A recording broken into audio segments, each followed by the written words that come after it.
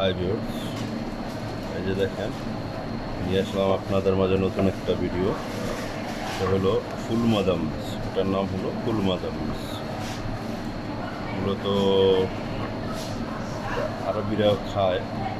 এটা আমাদের দেশে যেরকম সিমের বিচি সেরকম একটা বিচি, অনেক শক্তিশালী জিনিস, অনেক পুষ্টিকর জিনিস এটা।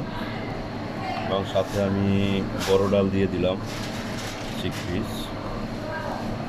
এটাকে বলে ফুল মাদাম্মাস। এই যে দেখেন, এটা গরম করে নিছি। এটার সাথে দিয়েছি garlic, cumin powder, olive oil, lemon juice fresh, সব কিছু মিক্স করে দিয়ে আমি গরম করে নিয়েছি।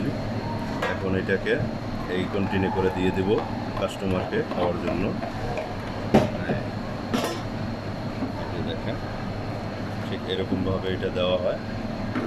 এবং এটা ডেকোরেশনের জন্য একটু পাসলি অল্প করে